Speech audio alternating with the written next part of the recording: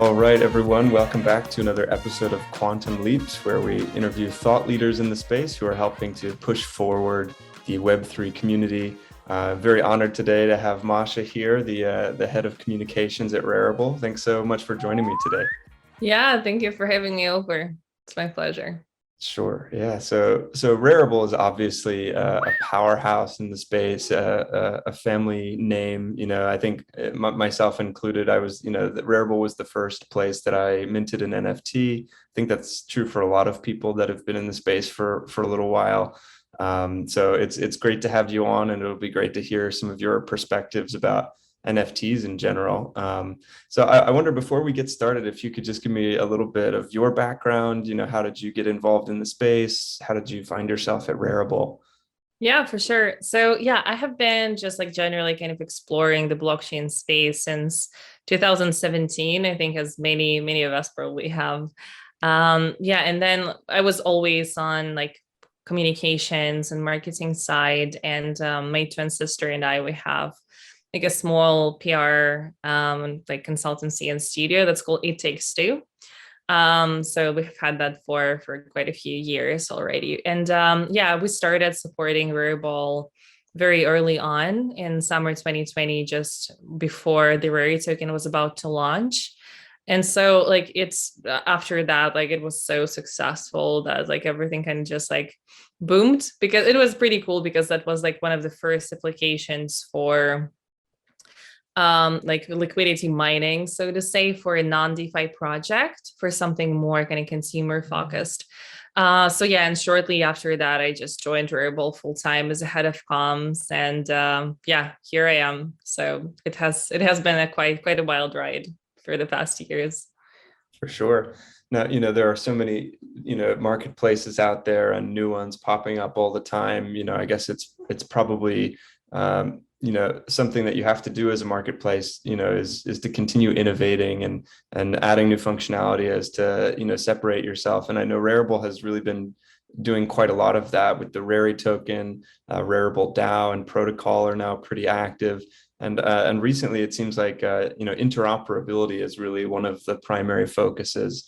If I'm remembering correctly, you're live on Ethereum, Tezos, Polygon, maybe Flow. Is there another one? Am I missing any?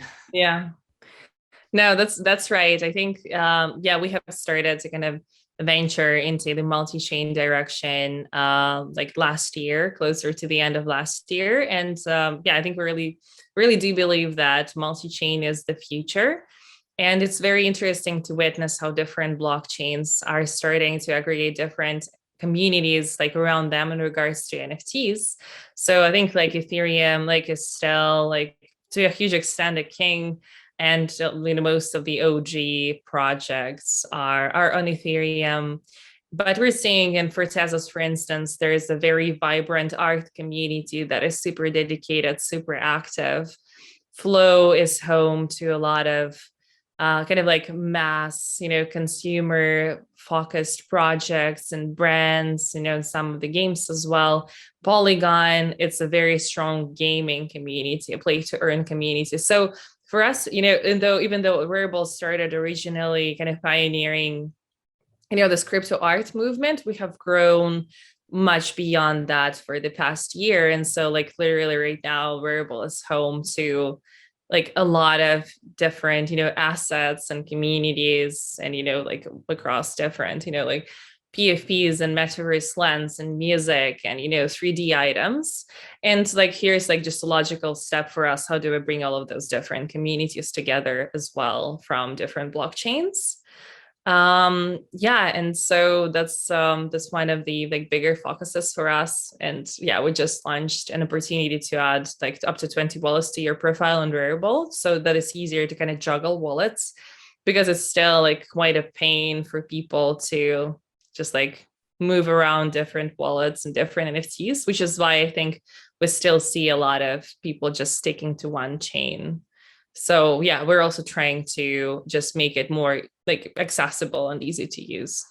Sure. And I wonder, people have different ideas about this. Obviously, I think interoperability is really the name of the game when it comes to a functional blockchain future. But I wonder if you could maybe give a little more insight as to why Rarible is so focused on the multi-chain experience at this time, or maybe just some general thoughts about interoperability as a whole. Mhm.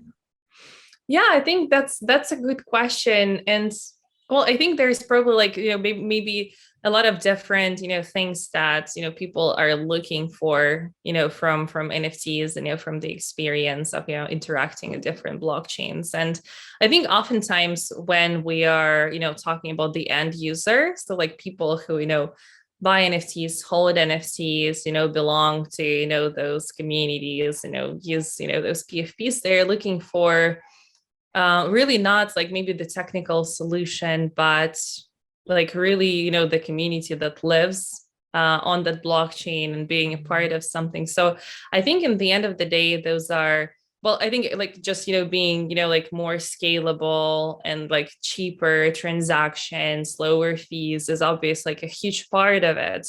But like for the end user, what matters the most is how like what they can actually become a part of and what they can buy on those chains. So I think we're focusing and kind of like delivering that experience to the end user, and just so like everything like seeing as a bigger picture that all of those networks, they just have a their own place in the future of blockchain. So I think that's how we're thinking about it in the long run. I think what you've said about many of these different blockchains sort of specializing, focused in different sorts of niches at the moment, maybe as a result of sort of blockchain competition, or maybe just because of the way their technology can be used. But I wonder, do you think down the road a few years that we'll continue to see this sort of specialization between blockchains, or do you think it'll be the case that every blockchain will really kind of just become more generalized, easier to use for whatever, but only limited just based on, by chance, by different communities?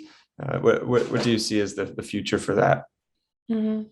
Yeah, I think that's a really good question, and I honestly don't have a defined answer for that. I think like largely, like it does depend on the possibilities of of a blockchain. Like for instance, right now in Ethereum, gaming doesn't make much sense just because it's so like expensive to use. But then like with moving to like proof of stake, we will see what the activity will look like and what will happen. I think like probably the like, just like use cases of NFTs will be like broadening over time, and we will see some new avenues that will be emerging. But it probably like there is a chance that Tezos will become like a very very art focused blockchain moving on, and the like Polygon will stay as like number one for gaming. But I guess only time will show, because looking back, when we were 2 years ago, it was very hard to say that we'll be kind of right here at this point with the entire NFT market. So it's hard to make predictions.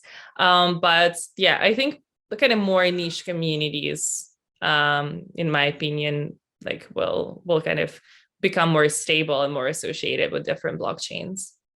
So I think, we've seen, between different marketplaces and in between different blockchains, communities form. And often, even though someone is buying a lot of art in one marketplace or on one blockchain, if say an artist that they buy art from goes over to this other marketplace or this other blockchain, that the collectors don't necessarily follow them for some reason. There's almost this sort of like community segregation in a way, and I wonder if you see that now that Rarible's got 4 or 5 different blockchains going on. Do you see like cross pollination between those communities, or do people kind of stay like a Tezos bubble and a Polygon bubble and an Ethereum bubble, or are they all now, because they're on Rarible, kind of moving between them more fluidly?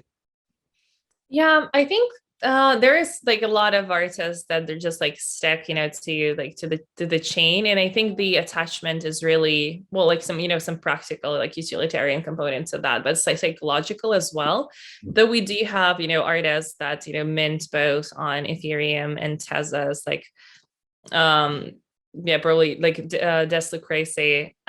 He's a fantastic artist, and he started originally on on Ethereum, but then like moved to Tezos and like now does drops on both.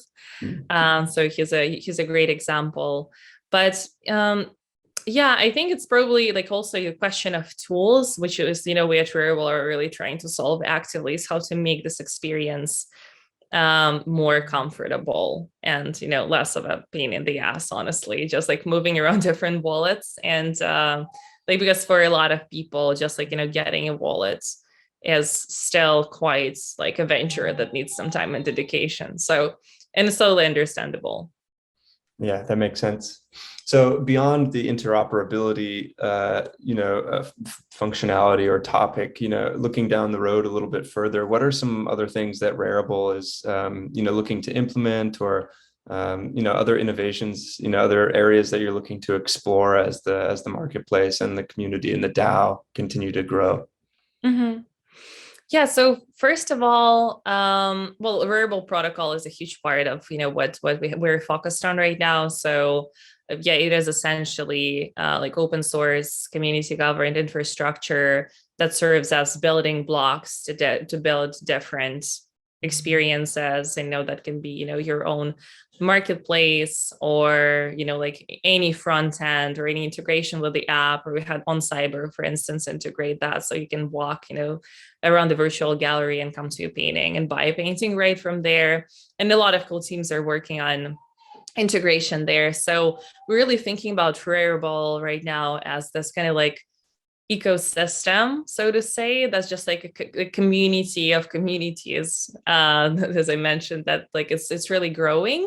And we're just also exploring different ways how we can provide better experiences for those communities. And one example of that, for instance, is that we're just about to launch our white label marketplace solution, just like a separate, as a standalone product, because we really believe that like vertical marketplaces, just like dedicated, more customized places for different teams, different artists, different communities to, just like build in, a fully customized way that, would serve their needs. And, like with like arbitrary commissions, funds going, to the DAO, and just like search, by trace, or like different things that are really tailored for, for those communities specifically. But also what's importantly, that for that to be built on really like an open source and decentralized infrastructure, we think is a really important component of that. Because yeah, just like so to approach really like NFTs and building those marketplaces, those homes for communities in a different way that doesn't have to be like one size fit all, essentially, and just give more freedom for teams to operate in in just like decentralized environment, more kind of in the spirit of Web3 further. So yeah, that's what we have been really focused on. While like the marketplace is of course like a big priority for us, because it's like a flagship product, like a front end that's built on top of the protocol. But yeah, we're just exploring other avenues as the team has grown and the market has grown really fast. So yeah, that's what we're working on. Amazing. Well, thank you so much for coming on and sharing your thoughts. I'm sure a lot of listeners will find it very valuable insight into the scary word that is interoperability, as it becomes more and more important. And yeah, thanks so much for your time, Masha. Yeah, thank you for having me. Until next time.